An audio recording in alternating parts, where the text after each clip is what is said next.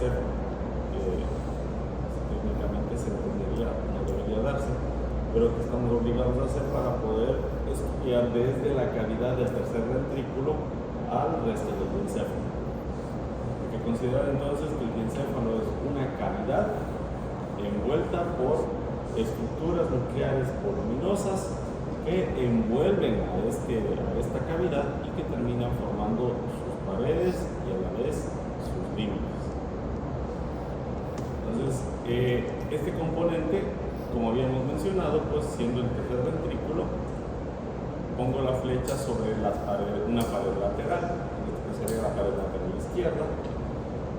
Puedo observar aquí la vénula trazando el sector que va a corresponder al techo del tercer ventrículo y por tanto la tela coroidea que se forma ahí. Esa sería la pared superior, ¿no es cierto? La pared posterior inferior es esta de aquí, la posterior de aquí y la que termina formando los recesos en el infundíbulo y a nivel del quiasma. La pared anterior, a partir del quiasma, forma lo que correspondería a la pared anterior. Como decíamos, es la tapa, el punto de tope del diencéfalo o del prosencéfalo. ¿Okay? Entonces vemos una cara superior con una convexidad desde adentro hacia afuera bastante pronunciada, una cara anterior que lo que tiene son las comisuras aquí, ¿no? Pero estos serían, aquí vemos dos comisuras, ¿no? Vemos la comisura blanca anterior y el quiasma óptico, que también es un sistema comisural. Doctor Rivadeneira, y la lámina terminal. ¿Su profesor le pasó la nota? Sí, pero el hombre cuando contesta no dice sí, no dice no.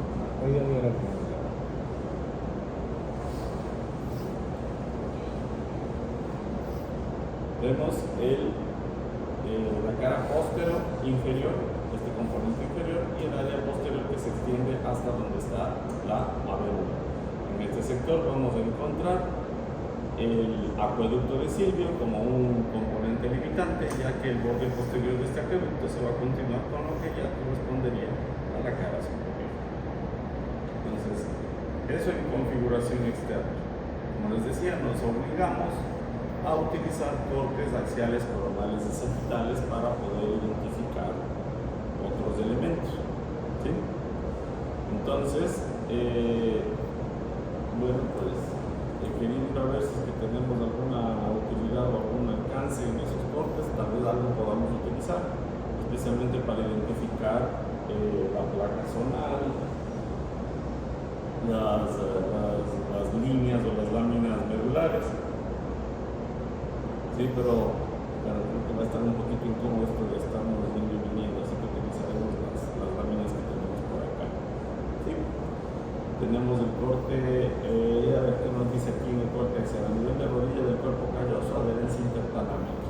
Listo. Son los cortes que suelen utilizarse de manera estándar. Uno de estos es a nivel de la rodilla del cuerpo calloso, pero nosotros utilizaremos eso indistintamente. Sino que esto es la guía a través de la cual se ven los elementos, y los cortes que se preparan son a nivel de uno de la adherencia intertalámica, el corte sagital, como sería, y en cortes coronales a nivel de la comisura blanca anterior, a nivel de los cuerpos mamilares y el otro a nivel del rodete del cuerpo calloso. Básicamente, este sería pues el corte axial a nivel de la adherencia intertalámica. Ya podemos observar aquí el tercer ventrículo, la conexión con los ventrículos laterales, por eso se utiliza este corte, y aquí tenemos los tálamos. ¿Sí? Ustedes pueden darse cuenta, son dos bultos bien voluminosos. ¿Cómo los identifico? Porque siendo el diencéfalo, están pegados al tercer ventrículo. Ustedes se dan cuenta, tiene forma de uso, ¿no? Es fusiforme. esto no quiere decir que se haga a los lados, sino que el límite es de este nivel. Aquí vamos a tener tela coroide. Lo que sucede es que justo coincide que el tercer ventrículo en ese punto es donde se abre y forma una continuidad. Esta continuidad del pecho del tercer ventrículo con los ventrículos laterales toma un nombre que ustedes ya vieron en embriología. ¿Cómo se llama? Y que se termina formando por el fornix, que era la base de una T invertida. El septum interposo. Tiene más sentido de lo que se llamaba así. Entonces estos son los cortes de coronal que vamos a utilizar, ¿sí? Para poder observar algunos de los elementos que ya podemos tener elucidados. Entonces vamos a describir el encéfalo y la configuración externa.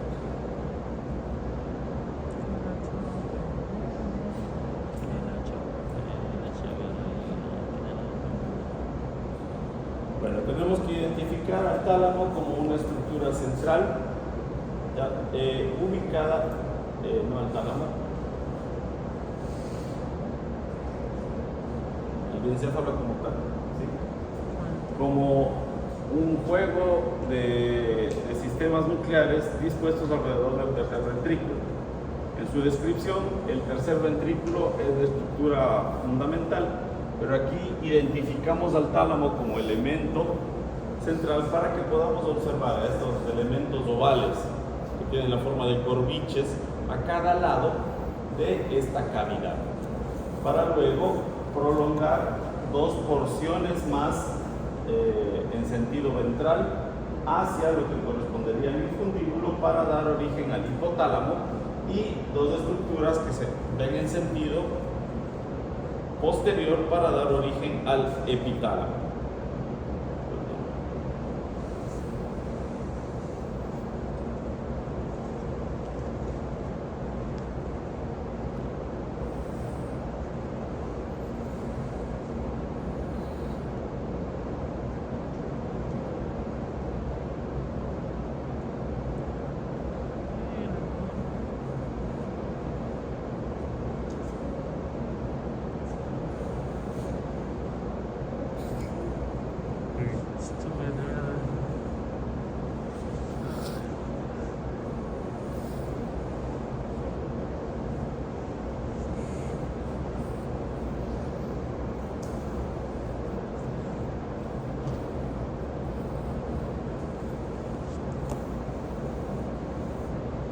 Describíamos entonces a través de, en el punto de introducción, que la ubicación, la delimitación de límites y la descripción de las estructuras van a estar supeditadas a la cavidad.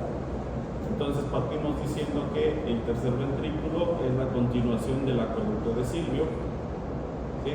En sentido funcional sería la extensión o el punto de partida del acueducto de Silvio, que sale desde la cara posterior inferior del biencéfalo, la cara posterior inferior o la pared posterior inferior del ventrículo, del tercer ventrículo, donde desemboca este, y sería la continuación en realidad de los ventrículos laterales a través de los agujeros interventriculares.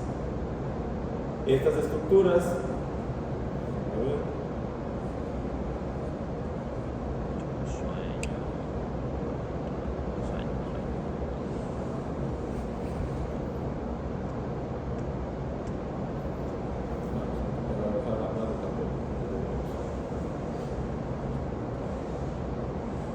estas estructuras están dispuestas en las proximidades o en los límites ventrales o anteriores de la cara superior, y va a ser donde desembocan los ventrículos laterales.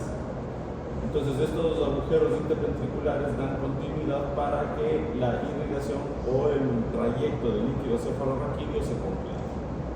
En todo caso, de los ventrículos laterales vamos a tener dos masas voluminosas de sustancia gris, como hemos mencionado, que están graficados ahí con la leyenda del tálamo, tálami en latín, plural de tálamo, y que van a estar dispuestos en un sentido antero-posterior, con su eje mayor, un eje dorso ventral más pequeño y uno lateral aún más pequeño. La característica fundamental de estos tálamos y sus continuaciones como hipotálamo o epitálamo es que tienen una coloración en los puntos donde pudimos ver que se observaban externamente de color gris pálido, y es porque están cubiertos de sustancia blanca. Esta sustancia blanca a nivel de los tálamos se denomina placa zonal, ¿ya? Y esta placa zonal o aumento zonal es el que determina el límite más externo, ¿ya? De estas estructuras nucleares de las que hemos mencionado se pueden colegir o se pueden separar algunos elementos adicionales: el metatálamo y el subtálamo, ¿ya? El metatálamo como un grupo de núcleos que se ven en configuración interna, que están dispuestos hacia abajo y hacia los lados, y el subtálamo, que es la continuación del mesencéfalo, pero en sus porciones superiores.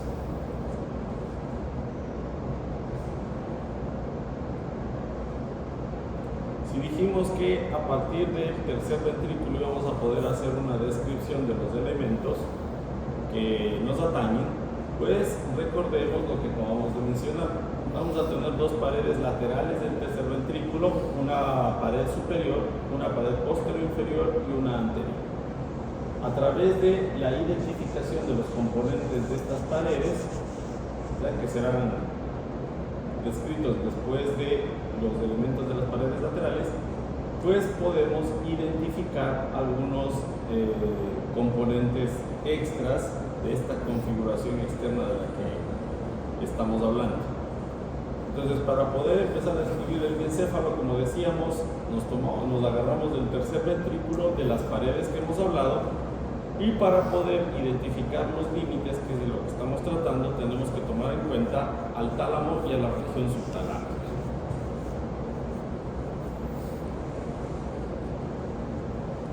Entonces, bueno, dijimos, ¿no es cierto?, tiene la forma de un corviche, tiene una dimensión aproximada de 4 centímetros a lo largo, se puede extender 1.6 a 1.4 centímetros de ancho y de alto, y están dispuestos a cada lado en las paredes laterales del cuarto ventrículo.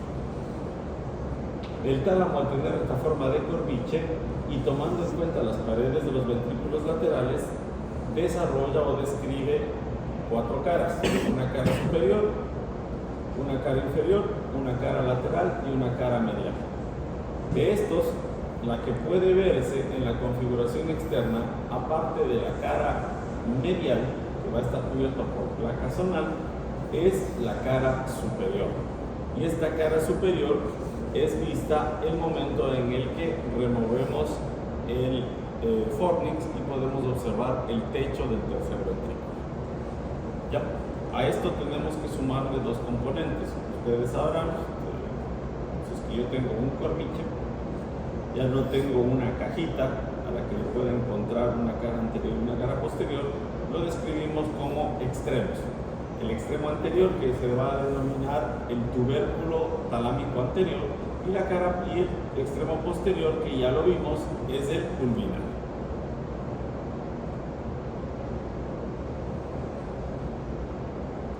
Entonces vamos a ir viendo algunos componentes del tálamo tal cual, y para describir de una vez la cara superior o la pared superior del tercer ventrículo. ¿Ya? La descripción del biencéfalo, como ustedes pueden ver, se puede poner un poquito sufrida, precisamente por este cruce de cosas y por estar cubierto de esta manera. Otro cuento sería si es que el biencéfalo, el tálamo, estuviera visible, pero al no estarlo tenemos que ir mezclando componentes e ir describiéndolos de forma simultánea. El tercer ventrículo lo tenemos aquí. ¿sí? Se extiende en todo este espesor y ustedes ven que tiene esa forma de uso.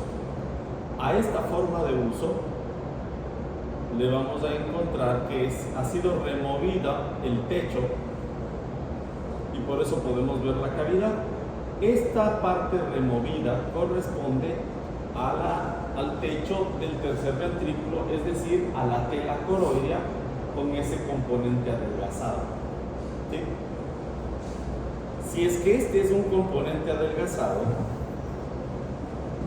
sabemos que los núcleos o los cuerpos celulares se desplazaron a los lados en un proceso de migración, como el fenómeno de la bola de helado. Y esto dio como resultado las dos grandes masas que podemos ver aquí. Una a cada lado que corresponde a los tálamos. Entonces, la cara interna del tálamo sería la que se vería por este lado y esta sería la cara superior. Pero recordemos que el tálamo no es visto completo, el diencéfalo no es visto en forma completa. Estas estructuras que estoy señalando por acá arriba van a corresponder a elementos del hemisferio cerebral, ¿sí? Y apenas esta porción de aquí va a corresponder al tálamo tal cual, a la cara superior. Entonces, ¿qué fue lo que sucedió en este tálamo? Este límite de acá, ¿ya? Ustedes pueden ver, describe que se ha eliminado una banda de sustancia blanca y posiblemente de vía madre replegada. Hagamos de cuenta, tenemos el tálamo aquí, ¿ya? Y ahí esta área que está replegándose y cubriendo el tálamo, ¿sí? Y desde este punto se ve un surco a partir del cual se ve una pequeña telita que sigue cubriendo el tálamo y se alcanza a ver ese límite que era el techo del cuarto ventrículo. Entonces miren ustedes, acá tengo un surco, una elevación, la telita que está cubriendo y termina en el techo del tercer ventrículo. Entonces, este surco de acá es el que va a recibir al plexo coroideo que va a desarrollarse a lo largo de esta cara, ¿sí? Entonces, este sector es un repliegue de epéndima y de vía madre que va a continuarse con este pequeño pliegue que ustedes ven acá. Entonces, la extensión entre estos, ¿se acuerdan cómo se llamaban esas extensiones, esos repliegues alargados de sustancia blanca que se formaban en el cuarto ventrículo a partir de sus labios para formar el velo medular? ¿Cómo se llamaban? Se llamaban las tenias del rombencéfalo, ¿se acuerdan? Las tenias del cuarto ventrículo. ¿Ya? Acá se llaman las tenias avenulares. ¿Y por qué se llaman las tenias avenulares? Porque van a nacer o se van a pegar a este repliegue de acá. Ustedes si ven que este reborde donde ha sido cortado el tercer ventrículo es un poquito grueso. Ya, este sector de aquí es donde se insertan las tenias para tapar al tercer ventrículo. Y este sector de aquí, este sector engrosado, ya se denomina avénula. ¿Sí? Dicho de otra manera, tengo el tercer ventrículo, me encuentro con una prolongación. Esta prolongación de acá es una tenia que termina formando el techo del tercer ventrículo. La prolongación de la tenia hacia acá termina en un surco en el tálamo. Este surco que se formó en el tálamo es porque aquí descansa un plexo coroideo. Este plexo coroideo pertenece al ventrículo lateral, pero el repliegue y este componente se van a fusionar con la avénula. ¿Qué es la avénula? El reborde de sustancia blanca que forma el tercer ventrículo. ¿Sí se entiende? Sí, ya. Continuamos entonces con la avénula hacia atrás y vemos que la avénula se junta con la avénula del otro lado, formando una pequeña comisura. Es un punto en donde las dos se unen. Ese punto de unión se denomina, por tanto, comisura avenular. Ahí hay cruce de fibras y hay algunos núcleos de sustancia gris chiquitos. Esos núcleos se han relacionado con funciones de regulaciones circadianas y controles autónomos que se conectan también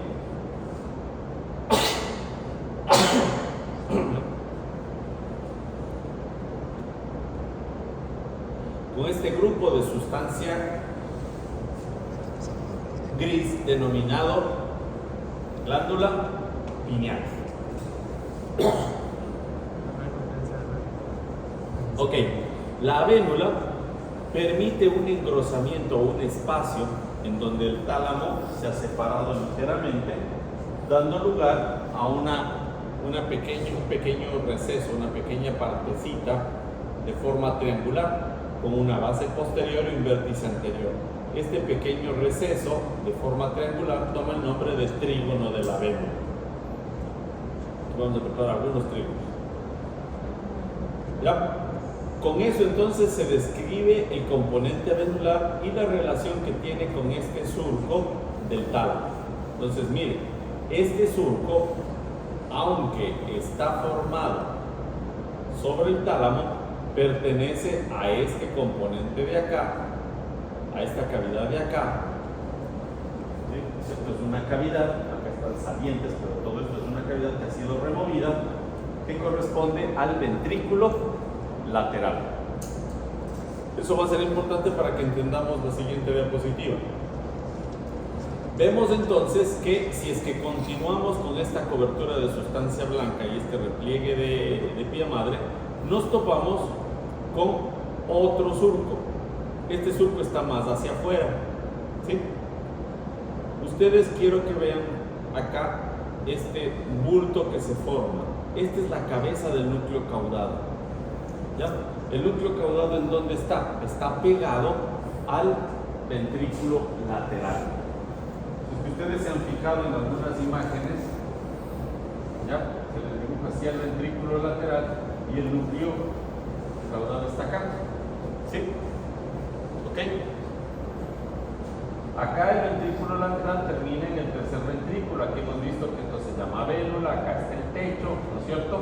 Acá se forma un surco con el plexo coroideo y acá está el tálamo. Entonces, entre el núcleo caudal y el núcleo talámico o el tálamo se forma también un surco. Ese surco, ese espacio que se forma por la elevación del núcleo caudado y acá el tálamo, se denomina el surco tálamo estriatal. ¿Sí?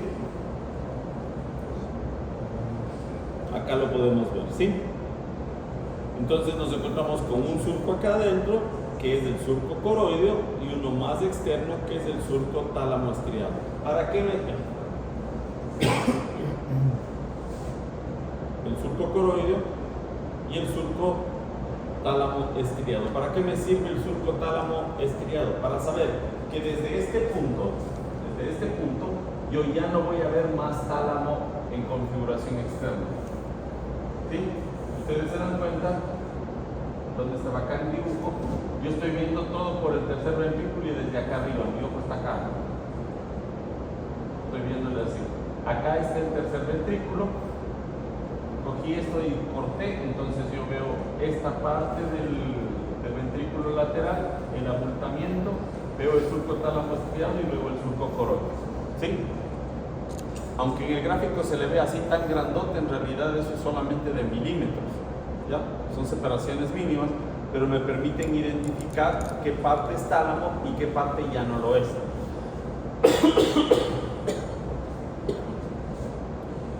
no sé si es que ahí con eso ustedes estén un poco orientados.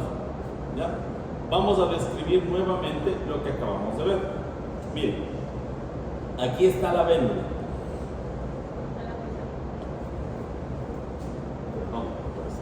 Sí. Aquí está la vénula. En este dibujo ustedes ven cómo han removido los hemisferios y se ve la cavidad. ¿Sí? Aquí está la cabeza del núcleo caudado. La cabeza del núcleo caudado se rodea y se va por encima del tálamo. El tálamo forma un surco, el surco tálamo estriado. ¿Sí? Y de acá el repliegue del epéndima se viene hasta acá, se une, viene por acá la pía madre y se forma otro surco. ¿Sí? Este surco de acá va a tomar el nombre de surco coroide. ¿Ok? Acá ustedes le pueden ver ocupando el plexo coroide, ¿no? Esto es plexo coroide. Entonces, donde está la vena talámica externa es el surco tálamo estriado. Y más adentro, donde está el plexo coroideo, es el surco coroide. ¿Sí? ¿A dónde pertenecen? Al ventrículo lateral. Pero ¿para qué me sirve? Para identificar esta cara, que es la cara superior del tálamo. ¿Y cómo sé yo que esto es tálamo? Porque acá con un ganchito estoy levantando la colita o el pulvinar. ¿El pulvinar con qué se ha relacionado? Con el trígono de la avénula, que se formaba porque las dos avénulas, una de cada lado, se unen en un punto denominado comisura avenular. Y esta comisura avenular termina formando hacia atrás a la glándula pineal. La glándula pineal está por encima de dos estructuras que ustedes ya conocían, se llamaban los colículos superiores, que pertenecían al mesencéfalo. Y ahora pueden entender por qué un tumor pineal puede provocarles un síndrome de Parinó. ¿Por qué sería? ¿Qué era el síndrome de Parinó?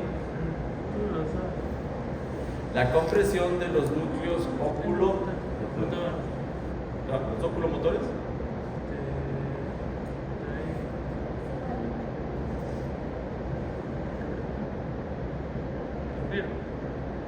Los núcleos de los movimientos oculares verticales, ¿sí? Los núcleos pretectales, ya que estaban en los colículos. Entonces, ¿cuál es el síndrome de Parinó? El de Parinó era de la niña que no podía ver. Es el sol. Si yo no puedo mover los ojos en sentido vertical, yo no puedo mirar hacia arriba. Entonces el niño tiene la mirada fija en un puesto. Sí. ¿Ya?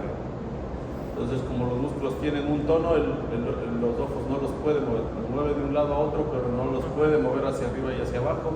Y es como si los ojos trazaran un sol en el ocaso. Entonces se llama mirada del sol poniente o sol naciente. La terminología médica. Esto no es nada. No tienes este nivel de grandeza. Me acordé de la imagen de la niña. Ya. Este gráfico para que ustedes puedan ver. Miren, aquí está el surco coroide. Es pegadito. Miren, acá está el surco coroide. Está el plexo coroide, pero es el plexo coroide del ventrículo lateral. ¿Sí? Estos al final, en la porción anterior, bajan, se unen y se van hacia abajo para formar el plexo coroide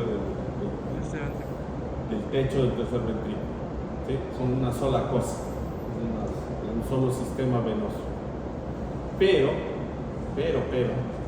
aquí ustedes pueden ver, ¿ya? La vena talámica que veíamos hace un momento, ¿ya?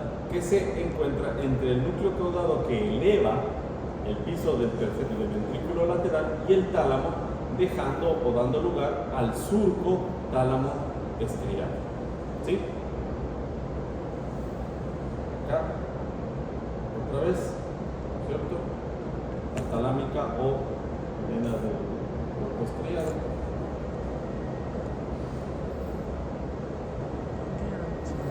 Y bueno, pues en espécimen cadavérico, lo que estábamos viendo, surco tálamo estriado y surco del plexo coroideo, surco coroideo.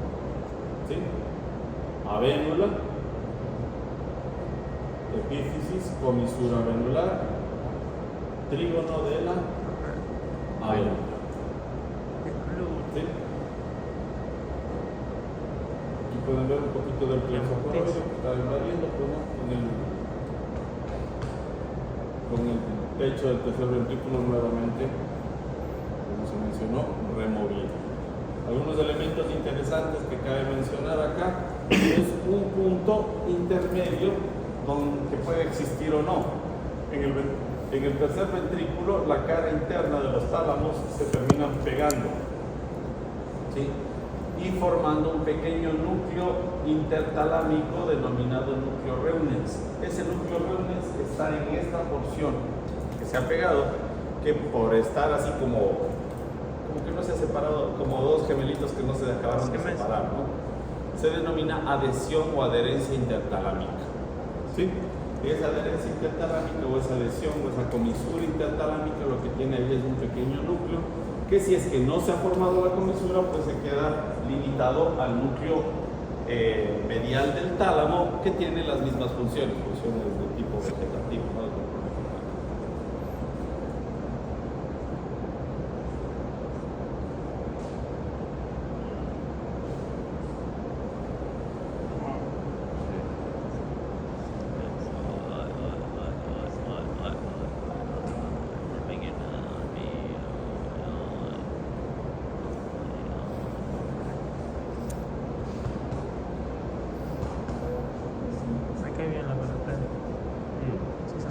Así como el que también quiero, como este mequito. Ese man que pone gripay. Ya. La cara inferior, por otro lado, miren, acá tenemos los tálamos, ya tenemos que recurrir a cortes de configuración interna, ¿no? Para poderle comprender. Esta estructura completa es el tálamo. ¿Cómo lo identifico? Por Dios, eso sí, ustedes no se pierdan. Miren cómo el tálamo está ubicado pegado al tercer ventrículo. Si ustedes buscan un uso en una placa, ven a cada lado y aquí está el tálamo. ¿Sí? La cara inferior va a hacer la correspondencia con la sustancia blanca y una serie de componentes nucleares, ¿sí? Los que toman el nombre de región subtalámica. ¿Sí? Estas componentes de fibras en su mayoría van a tener relación con la cara lateral del tálamo y también el límite externo del diencéfalo. Esta sustancia blanca que ustedes ven aquí en la cara lateral, pero ya hablaremos de esto de la cara lateral, son las cápsulas internas. ¿Sí? ¿Se acuerdan cuáles eran las cápsulas internas? Que hacen como... La cápsula interna es el conglomerado a manera de mango de abanico que atraviesa los núcleos de la base y divide al cuerpo estriado en dos en el periodo embrionario. ¿Sí? Aquí tenemos uno, el núcleo caudado, y acá está el núcleo lenticular. ¿Sí?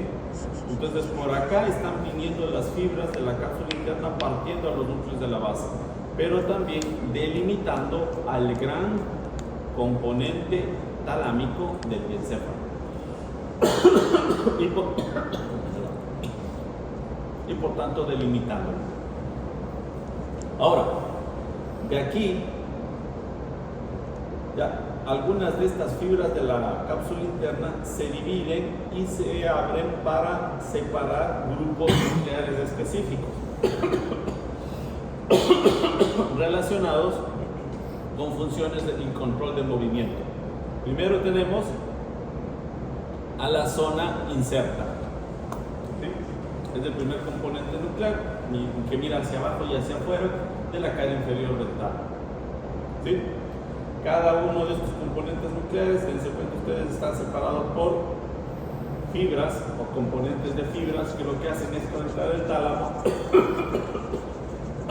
con los núcleos de la base.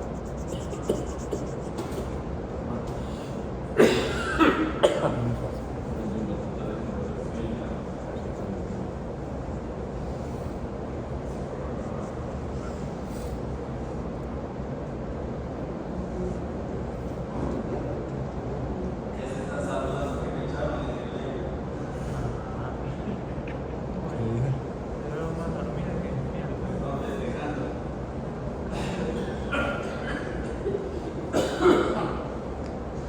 Ese es el cafecito.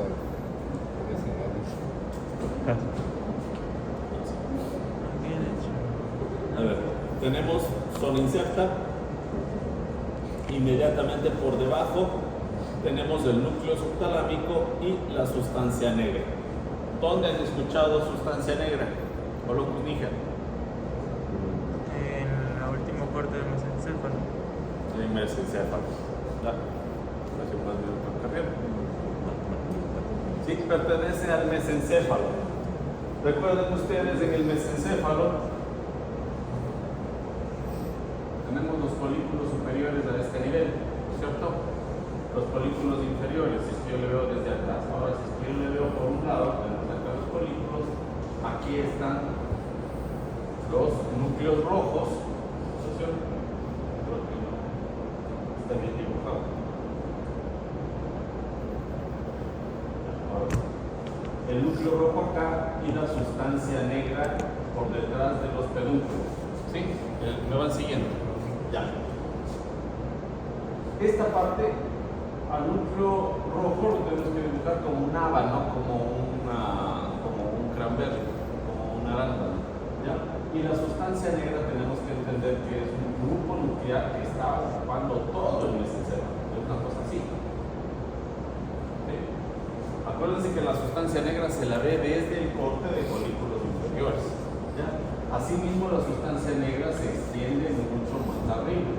Entonces, el rato que yo estoy haciendo los cortes, hago el corte en folículos inferiores, hago el corte para separar los pedúnculos del encéfalo, ¿ya? Y en este punto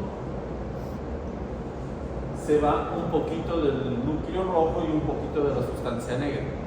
Porque miren, el corte está bien alto. El encéfalo es hasta aquí, ¿no es cierto? Si yo hago el corte a esta altura, yo ya estoy metido en diencéfalo. ¿Sí? ¿Eso qué quiere decir?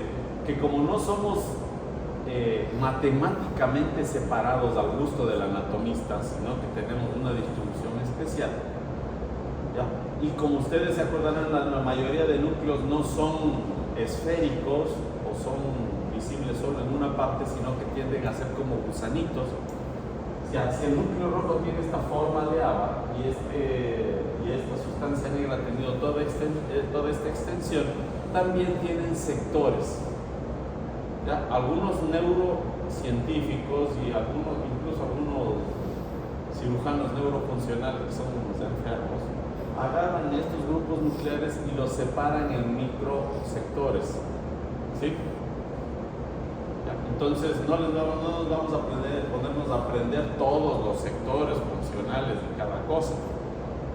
Por ejemplo, la amígdala, ustedes la han oído mencionar y se les dirá dónde está y que tiene dos núcleos, son los principales, pero de ahí funcionalmente hay 66 sectores. Entonces, ¿para qué? Pues van a aprender ustedes los 66 sectores, para saber qué sector es el que les provoca líbido, qué sector es el que no. Lo importante es que sepan qué pasa en pinche núcleo.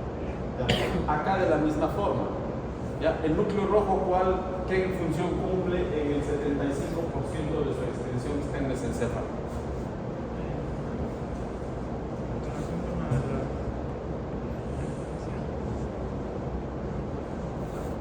¿Qué me está haciendo? Exactamente, el doctor Carriel lo hace oportunamente con su gesto. ¿Sí? Flexión, favorece la flexión, ¿no es cierto? ¿Ya? Favorece la flexión. Pero hay un componente adicional superior que toma el nombre del núcleo subtalámico. ¿Ya? Y este componente, esta parte del núcleo subtalámico, no hace flexión tal cual, sino que regula los movimientos amplios. ¿Sí? Es como el núcleo, es como el núcleo de la solitario desde un punto de vista sensitivo. El núcleo de la solitario, una porción alta se encarga de funciones de gusto y de percepción gustativa y de apreciación básicamente eso, ¿sí? De la referencia del gusto. Y una porción inferior se va a encargar de la percepción quimiorreceptora, de la concentración de oxígeno y de la presión, de la presión arterial. ¿Sí? Entonces, igual en el núcleo rojo, la porción mesencefálica se va a encargar del control extrapiramidal del movimiento flexor e inhibición del movimiento extensor. Y esta porción superior, la del núcleo subtalámico, en cambio, trabaja con la sustancia negra visible en el encéfalo para formar en conjunto al subtálamo. Entonces, núcleo subtalámico formado por el núcleo rojo y porción superior de la sustancia negra se encargan de controlar de los movimientos amplios. ¿Qué es lo que produce el control o el descontrol de esos movimientos? Cuando hay un daño a nivel del subtálamo, se producen las alteraciones denominadas hemipalismos. Para que usted se acuerde, un amigo sabía comentar cuando estábamos estudiando, miren, ¿qué hacen los lanzadores de bala? Movimientos amplios, ¿no? ¿Sí? Entonces, cuando una persona tiene la incapacidad de controlar movimientos amplios, empieza a hacer balismos, como que estuviera lanzando balas. ¿Sí? Un atleta que lanza balas en el decatlón. Entonces, el hemibalismo, ¿sí? El estar como lanzando balas, se produce cuando se ha dañado el subtálamo. ¿Sí? Pero ojo, estas fibras han sido afectadas por los componentes de los pies pedunculares, las fibras corticófugas, temporoparietales, y todas bajan decusadas. Por tanto, las fibras que le llegan a esta porción del núcleo rojo y esta porción de la sustancia negra vienen del otro lado.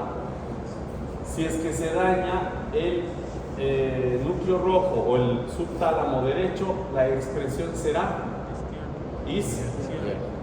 ¿Sí? ¿Estamos? Esa es la 9.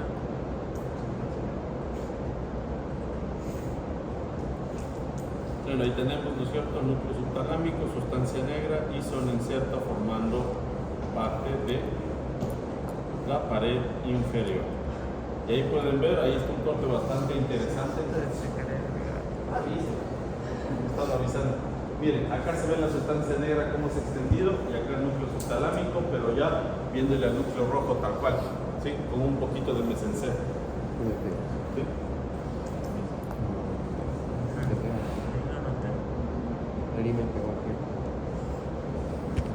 La cara lateral es un poquito más obvia, como ustedes pueden ver. Ya va a estar conformada por la cápsula interna. ¿Sí? Esta cápsula interna va a delimitar en esta porción, hay un área reticular que se llama cápsula externa y que se ha notado está formada por puras fibras de arriba hacia el tálamo. Entonces por ahí entrarán muchas de las fibras que vienen desde la médula espinal y también fibras corticófugas que se van a meter hacia el tálamo. ¿Sí? Ya, entonces esto da el pie a que empecemos a describir a través de esto, hasta las fibras que están entrando por la cara lateral, a través de la cápsula interna, ¿ya? De la formación de las láminas medulares. Ustedes ya conocen una lámina medular, de las que existen, ¿no es cierto? La ventricular, la lámina medular externa. Hay una que ya fue mencionada en su momento cuando hablamos de dolor crónico. Era la más antigua. De la lámina medular interna, la que dividía el tálamo, ¿ya? A manera de hielo. Entonces, la lámina medular. Intralamina. ¿Perdón? Intralamina no era. No, a ver.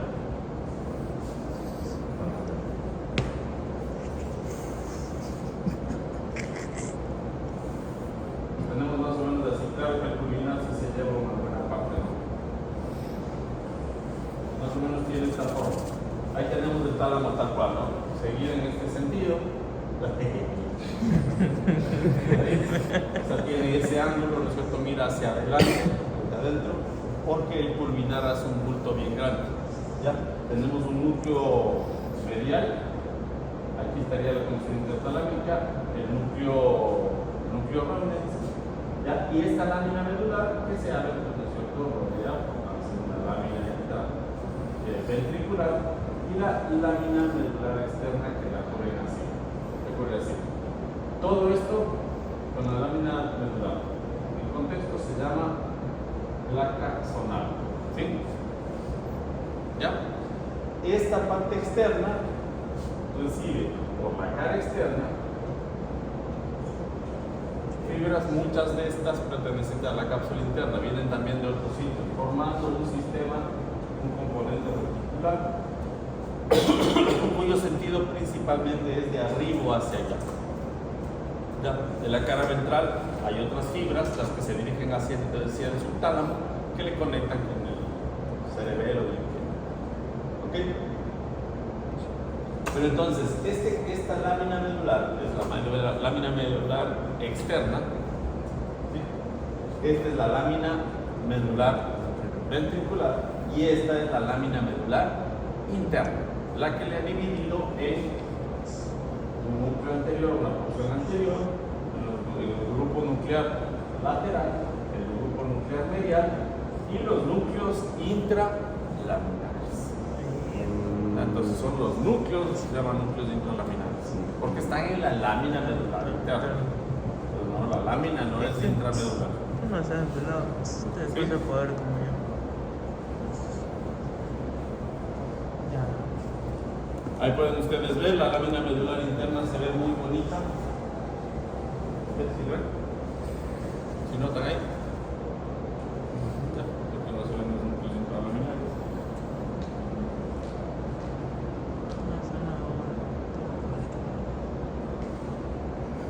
Y ahí ustedes pueden ver la lámina medular interna y cómo se divide para formar el tubérculo, ¿no? Y la disposición de los núcleos. Ya le cogí como más sabor. Sí, que charre.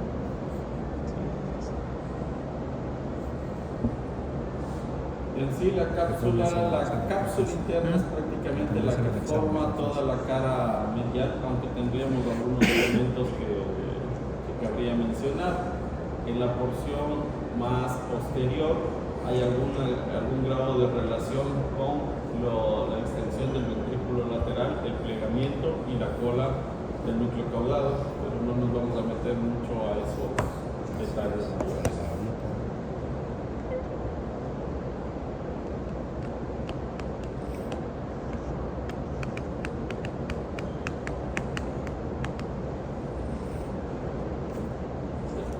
Con su cara medial.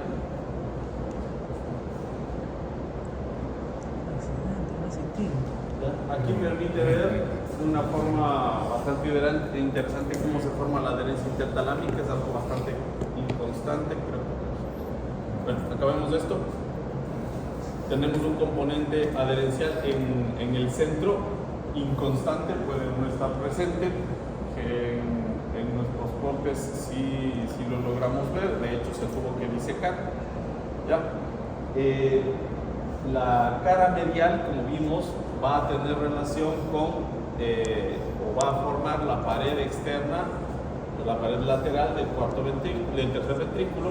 En esta descripción, lo que ustedes van a ver es el surco o la formación de algunos elementos que se van labrando en esta porción y que tienen relación con núcleos como el ranules y con extensiones como la vénula. Entonces, ¿qué elementos son los que vamos a apreciar en este sentido? Vamos a ver si es que... Ya, ahí está bonito. Ya, lo primero que nos llama la atención es que ya pues en esta cara podemos observar los límites de las paredes que ya habíamos mencionado, ¿no? Por un lado teníamos la pared superior, la pared póstero inferior del tercer ventrículo, la pared anterior. En este caso, en la pared lateral, podemos ver la adherencia intertalámica, está justo en la porción central. Bueno, le he dejado un poquito por allá, al menos está a este nivel. Nos llama la atención esta porción del surco. Como ustedes saben, hay una extensión del surco el surco limitante a nivel del acueducto de Silvio es todavía visible. Acuérdense que el acueducto de Silvio tiene esa forma de rombo por la continuación del surco limitante, y de hecho gracias a eso podemos todavía separar los elementos alanes de los elementos basales. Pero a este nivel donde ya no hay una influencia de la notocorda, la formación y la organización de los cuerpos nucleares no tienen tanto una connotación de alar o basal. Sin embargo, de eso ustedes dense cuenta que la porción que queda por debajo de este surco, que sería la extensión, en realidad ya toma otro nombre, sería el surco hipotalámico, ¿ya? Sería la correspondencia al componente alar. Y en efecto, el tálamo es el gran receptor de todas las aferencias del organismo. La única aferencia que no recibe directamente, ¿cuál es? La del rinencéfalo. Pero de ahí todo. ¿Sí? Todo lo del sistema nervioso segmentario, incluso del falso nervio craneal, que es el óptico, van hacia el tálamo antes de distribuirse directamente a la corteza. ¿Sí? Entonces, un antiguo cerebro también, que viene a ser el diencéfalo, está distribuido y está apostado como el área aferente de ese cerebro. ¿Cuál sería el área eferente de ese cerebro primitivo? Pues el hipotálamo. ¿Ya? Y ahí, ¿qué se centra? Componentes ejecutores. ¿Ya? ¿Por qué no se ve tanto la organización así de aferencia y eferencia que se ve en estas partes de acá, donde hay división del surco limitante? Primero, ya no tenemos notocorda que nos dé esa organización. Y segundo, acuérdense que el hipotálamo recibe directamente sus aferencias. ¿Sí? Aunque el tálamo recibe en gran medida, no tienen que pasar por el tálamo aferencias para reacciones endocrinas ni autónomas. El hipotálamo las recibe directamente. Por eso los investigadores han dicho este surco puede verse como el limitante, puede ser que incluso parezca que sigue. Yo de hecho doy las clases diciendo que es una continuación para que nos orientemos un poquito en función, pero en realidad el hipotálamo se comporta diferente. El hipotálamo es autónomo, el hipotálamo tiene sus propias aferencias. ¿Ya? Entonces vamos a encontrarnos con esta cara, pues va a ser todo lo que está por detrás del surco hipotalámico.